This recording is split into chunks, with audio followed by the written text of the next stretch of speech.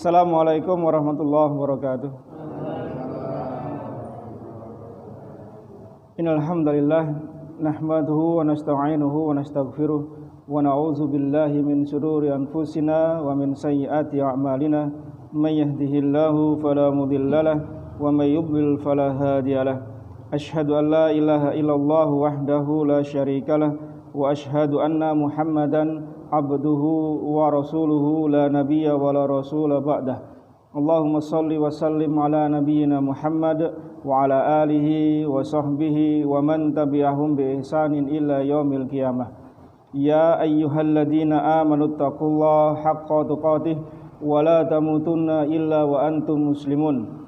Ya ayyuhan nasu taqu rabbakumul ladzi khalaqakum min nafsin wahidah wa khalaqa minha zawjaha wa batha minhuma rijalan katsiran wa nisaa'a wattaqullaha allazi tasaaluna bihi wal arham innallaha kana 'alaikum raqiba.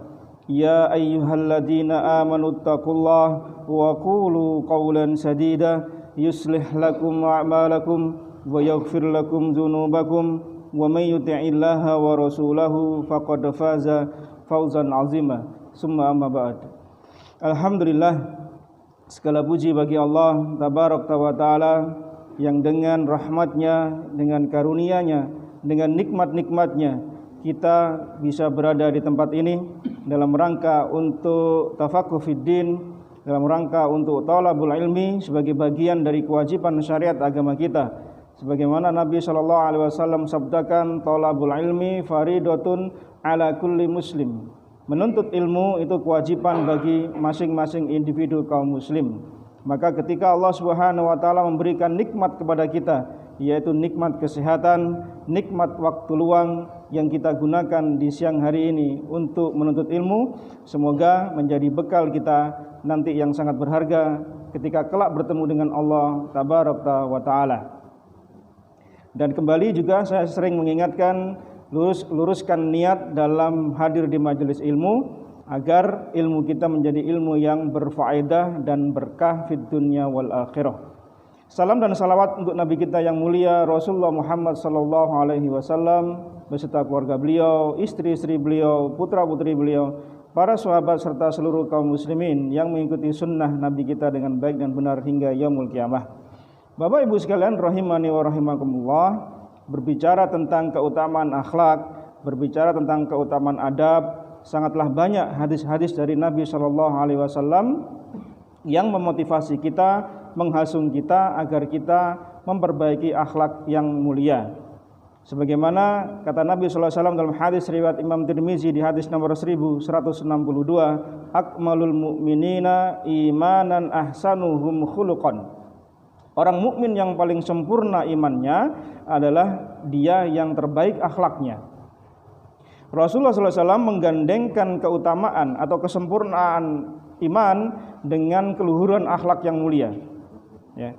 Sebagaimana Nabi SAW juga memberikan tempat, nanti menjanjikan tempat bagi orang yang memiliki akhlak yang mulia, nanti duduknya dekat dengan Nabi SAW di yaumul qiyamah.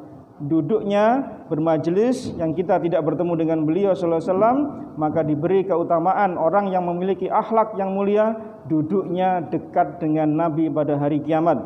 Dalam hadis riwayat Imam Tirmizi pula di hadis nomor 2018 Rasulullah sallallahu alaihi wasallam bersabda,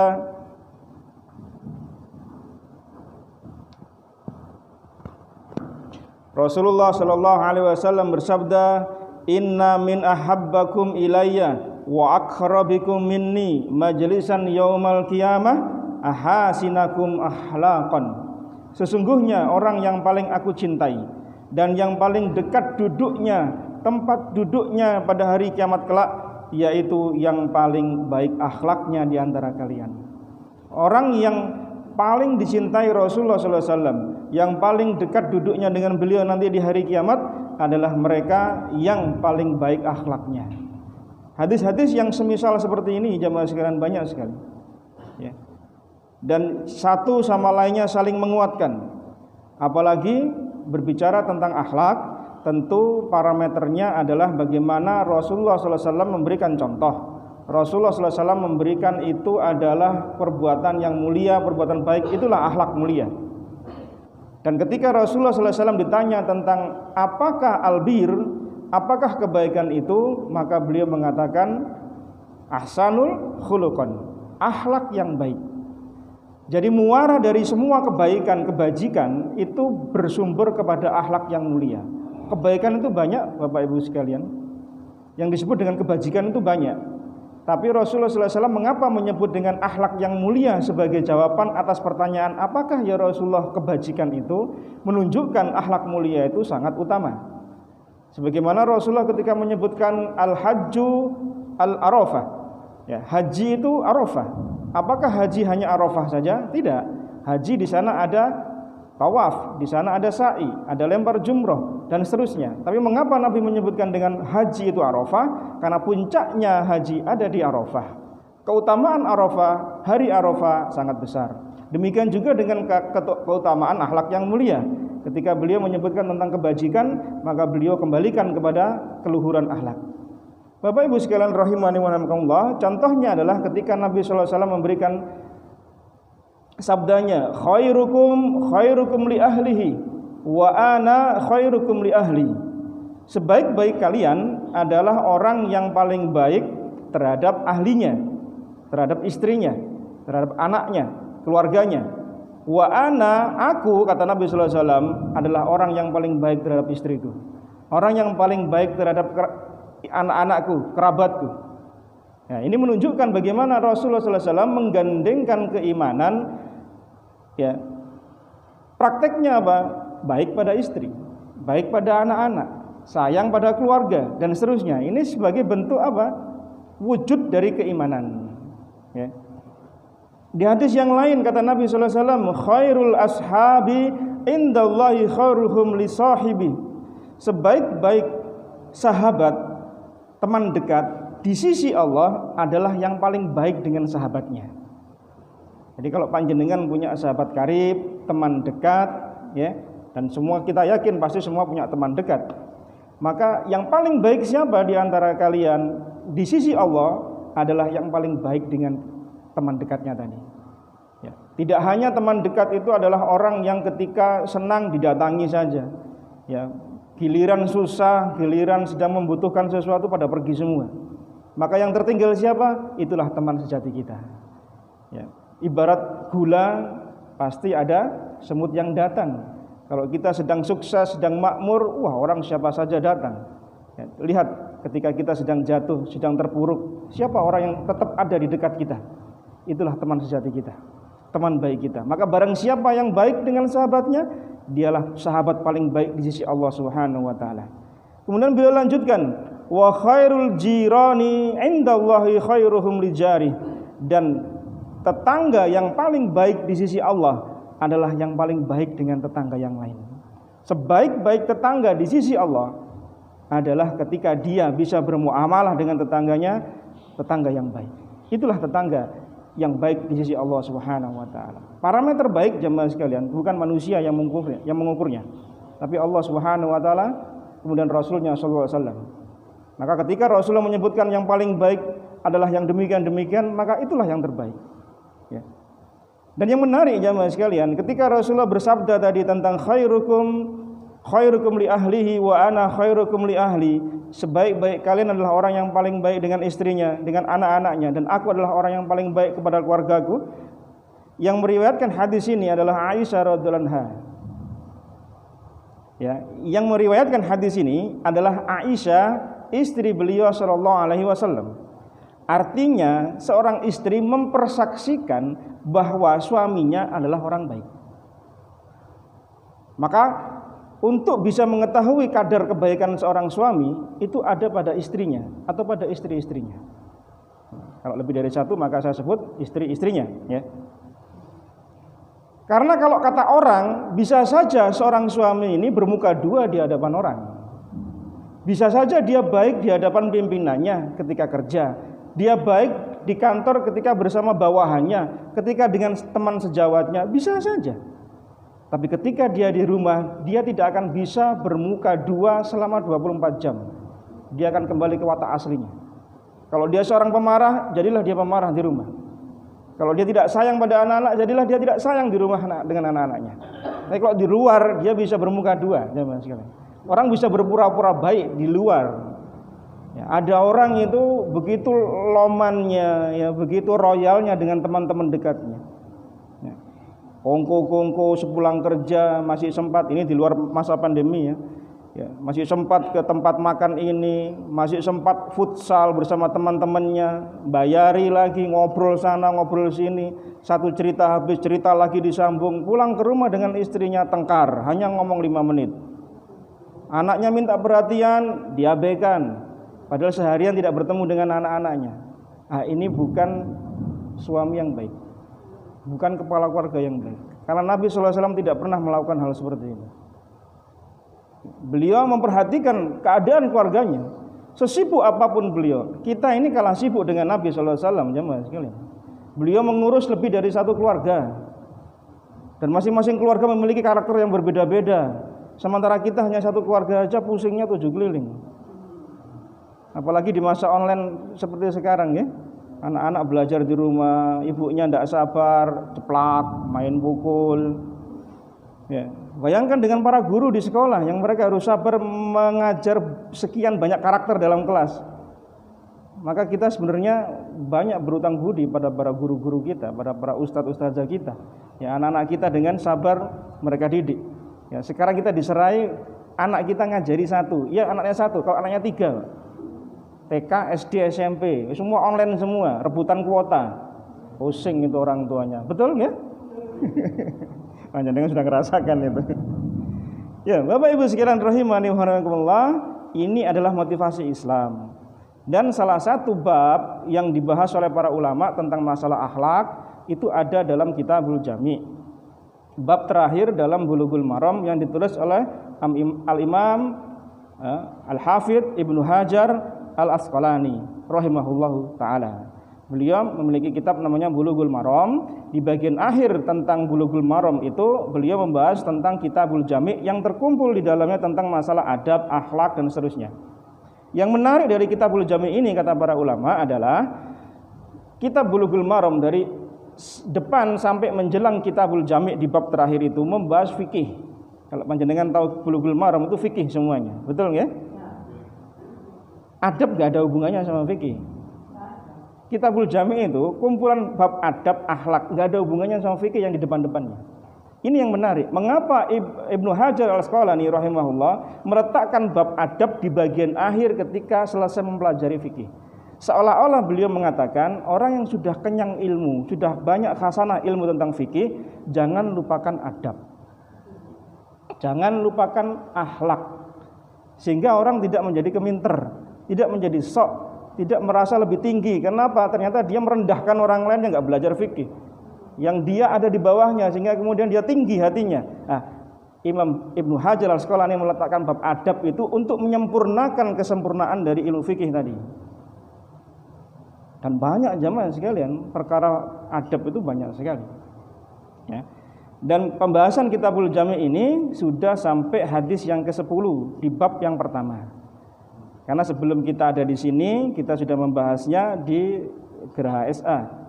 Ya, kemudian kita geser ke Java Vision. Ya, kemudian alhamdulillah kita kembali lagi ke masjid ini. Maka kemudian kitab ini kita lanjutkan di sini. Sekarang kita sudah masuk di hadis yang ke-11 dari pembahasan Kitabul Jami' yang ada di Bulughul Maram bagian akhir dari bab tersebut. Ya.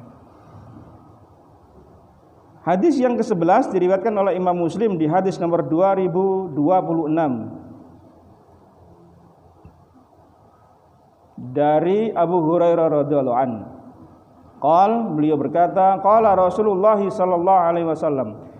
Bersabda Rasulullah sallallahu alaihi wasallam, la yashrabanna ahadun minkum qa'iman.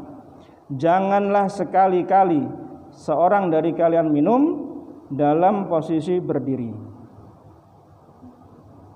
Hadis ini hadis ke-11 dari bab yang pertama. Ya, ada banyak hadis di bab pertama itu. Sekarang kita sudah masuk di bab 11, lanjutan dari pembahasan sebelumnya. Faedah dari hadis ini, Bapak Ibu sekalian rahimani wa rahimakumullah, zahir hadis ini menunjukkan bahwasanya seorang muslim itu dilarang minum dengan berdiri. Karena Rasulullah menyebutkannya, janganlah sekali-kali salah seorang dari kalian kalau minum jangan berdiri. Dohir hadis ini, dan itu yang diambil oleh ulama dari Zahiriyah, karena maknanya seperti itu, maka kemudian hadis ini dibawa pada hukum asal larangan itu adalah haram. Al aslu fin nahyi, ya, it-tahrim, diharamkan. Karena Nabi tadi melarang, maka kata para ulama dari mazhab Zahiriyah menyebutkan bahwasanya hukum asalnya minum dengan berdiri itu dilarang, haram. Ya. Tapi kemudian faedah yang kedua, ada jumhur pendapat ulama, mayoritas sebagian besar ulama yang berbeda dengan jumhur, ada dari pendapat Zahiriyah, mereka membawa makna dari hadis ini bukan pada makna larangan total, haram, bukan, tapi pada tidak utama. Sehingga kalau ada orang yang minum dengan berdiri, dia tidak utama, lebih utama dengan duduk. Karena apa? Karena ada hadis-hadis yang lain yang menyebutkan bahwasanya Rasulullah SAW pernah minum dengan posisi berdiri. Dan hadisnya sahih pula ketika beliau minum air Zam-Zam dan yang hadis yang selainnya. Maka pendapat kedua kata jumhur bahwasanya makna dari hadis ini dibawa kepada makna tidak utama. Artinya kalau yang utama panjenengan duduk dengan minum, dan itu lebih menyehatkan badan kita, lebih memberikan efek kesehatan bagi tubuh kita. Sekedar tambahan saja, menurut ilmu medis kedokteran, orang kalau minum dengan berdiri itu klepnya itu los yang di dalam tubuh itu, sehingga air itu tidak tersaring tapi langsung turun. Ibaratnya orang air itu turun dari terjun itu, air terjun itu kenceng. Itu bisa merusak organ tubuh kita yang lemah. Tapi kalau kita dengan posisi duduk, maka air itu pelan turunnya ke bawah, karena mengikuti posisi duduk kita. Ini kata orang medis Pak, ya. Saya nggak tahu, tapi beliau-beliau yang di bidangnya mengatakan demikian. Dan ini sejalan dengan Nabi SAW ketika memberikan apa? Memberikan arahan untuk kita duduk. Ya, hadis yang saya maksud adalah ketika Nabi SAW di hadis riwayat Bukhari Muslim, yaitu saqaitu Rasulullah SAW min Zam-Zam fasyariba wa huwa qaimun. Aku memberikan minum pada Nabi SAW ya, dari Zam-Zam, maka beliau pun minum air Zam-Zam tersebut dalam kondisi berdiri. Ini yang kemudian dipakai dalil oleh para ulama jumhur bahwasanya maknanya bukan dilarang total haram, tapi tidak utama, ya. Demikian juga ketika hadis dari Ali bin Abi Thalib dalam Sahih Bukhari, ya, yang disebutkan bahwasanya Ali bin Abi Thalib pernah melihat Rasulullah SAW melakukan minum, ya, sedang beliau itu dalam kondisi berdiri. Hadis Bukhari nomor 5615. Ya. Maka berdasarkan dua hadis ini, para ulama mengambil istimbat jumhur bahwasanya kondisi berdiri hukumnya itu boleh, terutama kalau ada kebutuhan, hajat. Ya. Sebagaimana ketika minum Zam-Zam, ketika melaksanakan haji umroh, kondisinya karena banyaknya manusia yang berkumpul di tempat Zam-Zam tersebut, ya, apalagi kalau panjenengan lihat habis tawaf, kemudian mau sa'i, itu kan sunnahnya minum air Zam-Zam. Itu banyak orang, kredit di situ. Ya, musim umroh saja itu sudah seperti itu, apalagi musim haji yang 3-4 juta orang berkumpul dalam waktu yang bersamaan. Umroh saja orang selang-seling berkelompok beberapa orang, itu aja orang untuk duduk kesulitan. Nah, kemudian para ulama menyebutkan hadis tadi itu kondisinya seperti itu. Sehingga kalau kita dalam kondisi sulit untuk berduduk ketika minum, maka boleh duduk. Artinya ada kebutuhan.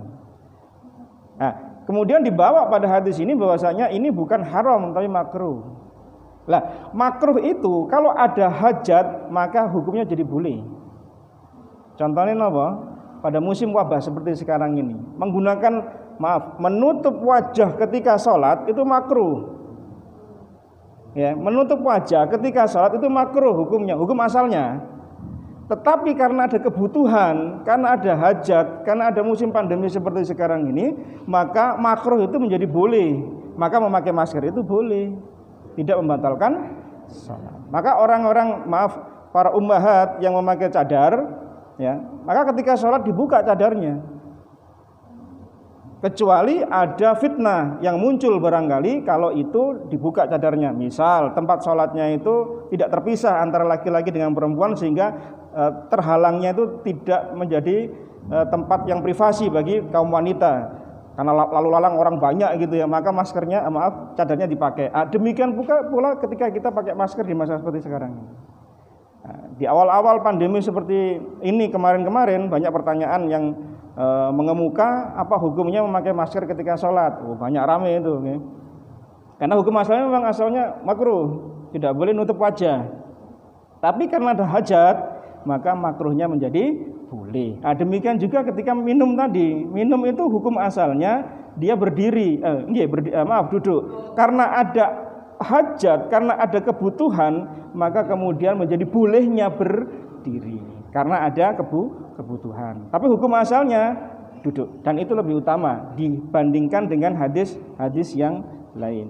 Nah, khilaf para ulama ini, Bapak Ibu sekalian, ya, maka ini bisa difahami, dikompromikan antara dalil-dalil yang menyebutkan tentang tidak bolehnya berdiri dengan keadaan Nabi sallallahu alaihi wasallam, dan Ali bin Abi Thalib pun juga melihat Nabi sallallahu alaihi wasallam dalam keadaan berdiri ketika beliau minum. Tetapi kalau panjenengan semua mampu untuk bisa duduk, maka silahkan duduk. Ya, jangan kemudian kita mengambil yang ada pengecualian gitu loh. Kecuali memang sifatnya memang sudah enggak memungkinkan. Misalnya Misalnya pas ada acara mantenan nggih, kasmanan biasanya. Kesulitan itu panjenengan. Tapi kalau mampu untuk duduk, cari tempat duduk, silakan duduk. Ini untuk minum nggih, bukan makan loh ya. Ya, kalau makan usahakan dengan tetap duduk. Kalau saya pribadi, kalau ada acara seperti itu dan tidak disediakan kursi, maka saya cari kursi yang bisa saya buat kursi. Entah itu tumpukan kerat-keratnya minuman itu, biasanya di luar tembok itu, di luar gedung itu masih bisa kita pakai. Ya tidak apa-apa lah kita berdiri. Kalau ngelempoh ya tidak mungkin lah ya. Mengurangi ifah kita, mengurangi kehormatan kita nanti. Ya, sudah dandan rapi-rapi ning salon 2 jam. Lah kok ngelempoh ning gone mantenan itu lah ya, apalagi panjenengan duduknya di tengah-tengah misal. Jadi kayak kenduran gitu. Ya, jadi usahakan seperti itu ya, diusahakan seperti itu. Bapak Ibu sekalian rahimani wa rahimakumullah, maka yang seperti ini kata para ulama dibawa pada pemaknaan khilaful aula, yaitu lebih utama untuk tidak minum dengan berdiri. Ini termasuk adab jamaah sekalian, yang banyak sekali manusia meremehkan gitu. Yang urusan minum kok diatur. Lah, urusan minum jamaah sekalian, jangankan minum yang kita setiap hari melakukannya, yang setiap waktu kita butuh dengan air. Untuk urusan buang hajat saja Nabi sallallahu alaihi wasallam mengajarkan. Dan itu yang kemudian menjadikan orang-orang Yahudi merasa takjub dengan Islam, walaupun mereka sedikit sekali yang masuk Islam. Ya, karena sombongnya mereka, ya karena merasa hasadnya mereka dengan Islam, maka sedikit sekali mereka yang masuk Islam. Tapi mereka mengakui bagaimana kesempurnaan agama kita, apalagi untuk urusan akhlak. Ya, ini memotivasi kita Bapak Ibu sekalian, ya, bahwasanya minum maka usahakan panjenengan itu dengan duduk. Karena dengan duduk itu kata Ibnu Hajar Al-Asqalani, idza rumta tashrabu faq'ud tafuz bi sunnati safwati ahlil Hijaz. Jika engkau minum dengan duduk, maka engkau akan mendapatkan pahala sebagaimana penghulunya orang-orang Hijaz, yaitu Nabi sallallahu alaihi wasallam. Jadi motivasi kita ngikuti sunnah itu agar kita dapat pahala. Ya, jangan kemudian mengambil yang sifatnya pengecualian. Loh, boleh berdiri kok. Lah, kalau kita bisa duduk dan dapat pahala, mengapa kita enggak duduk? Kan begitu, ya. Kalau kita duduk bisa dan mampu dan ada kemungkinan potensi untuk duduk saja. Panjenengan duduk saja. Tapi kemudian kalau misalnya mengingatkan orang yang sedang yang sedang berdiri, maka lakukan dengan cara yang santun. Mengingatkan dengan cara yang bijak. Ya, jangan kemudian duding-duding orangnya terus duduk-duduk, ya enggak boleh juga. Ya, tetap mengedepankan akhlakul karimah dalam setiap kita beramar ma'ruf nahi mungkar. Dan mempelajari tentang adab, Bapak Ibu sekalian rahimakumullah, akan menambah keindahan dari ilmu-ilmu yang sudah kita pelajari. Ya. Para ulama-ulama dahulu, semisal ibundanya Imam Malik rahimahullah taala, ketika Imam Malik masih kecil, ya belajar kepada guru-guru beliau, maka ibundanya itu memakaikan pakaian yang bagus, dipakaikan sorban kepada anaknya, masih anak-anak itu dipakaikan baju yang bagus. Apa kata beliau? Engkau beradablah sebelum engkau bertemu dengan guru-gurumu. Artinya ketika seseorang itu sebelum menuntut ilmu itu sudah menghias dirinya dengan adab, yaitu dari segi pakaian, dari segi dia bertutur kata, dari segi dia datang di awal waktu dan seterusnya, itu semua adab. Itu semua adab. Dan orang tidak akan bisa mencapai kesempurnaan adab kecuali dia untuk membiasakan diri. Karena keluhuran akhlak itu, Bapak Ibu sekalian, ada dua. Satu bisa dipelajari, yang kedua pemberian dari Allah Subhanahu wa taala sejak dia lahir. Karena ada orang itu yang menjadi loman, itu memang sejak dari sananya memang sudah loman, enggak diajari sama orang tuanya, dia sudah loman. Ada yang dia itu enggak bisa marah, bukan pemarah gitu ya. Itu sudah ada sejak ada dalam dirinya. Tapi ada juga yang akhlak itu harus dipelajari. Dan itu yang sebagian besar ada pada kita. Orang mudah marah, pelajari akhlak supaya kita tidak marah. Bukankah Nabi sallallahu alaihi wasallam menyebutkan ketika seseorang datang pada Nabi, "Ya Rasulullah, nasihati aku." Rasulullah mengatakan, "La taghdab." Ulang, balik lagi, kok nasihatnya cuma la taghdab tok. Nasihati aku ya Rasulullah, la taghdab. Sampai 3 kali diulang lagi sama Nabi sallallahu alaihi wasallam. Nasihat yang ringkas jemaah sekalian, jangan marah. Artinya orang ini mungkin mudah marah. Sehingga nasihatnya bukan nasihat yang lain, tapi perbaiki akhlakmu soal emosimu, kejiwaan dari meluapnya emosi kita. Nah, diajari adab untuk dia bisa tidak marah. La taghdab walakal jannah. Jangan marah, untukmu surga. Ya. Dan indah sekali jemaah sekalian. Kalau panjenengan mempelajari akhlak Islam, masya Allah, tidak akan kita jumpai akhlak seperti ini kecuali dalam agama kita. Dan tidak akan mungkin sempurna seorang hamba keimanannya kecuali dia menyempurnakan akhlaknya. Baik akhlak pada Allah Subhanahu wa taala, akhlak pada Rasulnya, akhlak pada sesama manusia. Dan lebih-lebih kepada sesama manusia. Karena kita interaksinya 24 jam dengan manusia, dengan tetangga kita. Kita nggak mungkin hidup tanpa tetangga. Maka Nabi tadi menyebutkan sebaik-baik kalian, sebaik-baik tetangga adalah yang paling baik dengan tetangganya.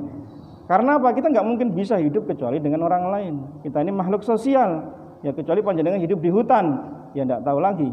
Karena berteman dengan binatang-binatang. Tapi kita hidup di tengah-tengah manusia yang lain, yang itu beda karakternya. Ya, maka kita harus pandai-pandai bagaimana menempatkan diri kita. Lihat Rasulullah SAW, beliau itu dicintai oleh teman, disegani oleh lawan. Karena apa? Keluhuran akhlak beliau. Padahal beliau dahulu dicaci maki menjadi seorang penyihir, dukun oleh Abu Jahal dan teman-temannya. Tapi dengan keluhuran akhlak beliau, lawan itu jadi segan. Dan teman itu menjadi cinta. Gitu. Maka tumbuhkan semangat seperti itu. Jangan membuat orang lari dengan perkataan kita. Jangan membuat orang lari dengan akhlak kita. Ada orang itu takut dengan kita bukan karena kita penguasa, bukan. Karena kita ini mulutnya tajam. Atau tangan kita ini suka main. Orang jadi takut sama kita. Jangan. Ya. Jangan menjadi orang yang membuat kerusakan di atas muka bumi ini. Jangan membuat Islam ini semakin jauh dari orang-orang yang ingin belajar tentang Islam. Ya. Semoga Allah Subhanahu wa taala menjadikan hadis-hadis yang berkaitan dengan akhlak ini menambah semangat kita untuk belajar tentang akhlak, dan insyaallah kita akan bahas hadis-hadis dalam Kitabul Jami' ini secara berkala di tempat ini insyaallah taala. Demikian Bapak Ibu sekalian rahimani rahimakumullah, hadis yang disampaikan oleh Rasulullah sallallahu alaihi wasallam yang berkaitan dengan larangan untuk minum dengan berdiri dan bolehnya berdiri dengan pengecualian yaitu keadaan. Tapi yang lebih utama adalah dengan duduk. Wallahu a'lam bishawab. Ini yang bisa saya sampaikan, kurang lebihnya mohon maaf. Kita akhiri dengan doa. Subhanakallahumma bihamdika asyhadu an la ilaha illa anta astaghfiruka wa atubu ilaih. Wa sallallahu nabiyyina Muhammad walhamdulillahirabbil alamin. Assalamualaikum warahmatullahi wabarakatuh.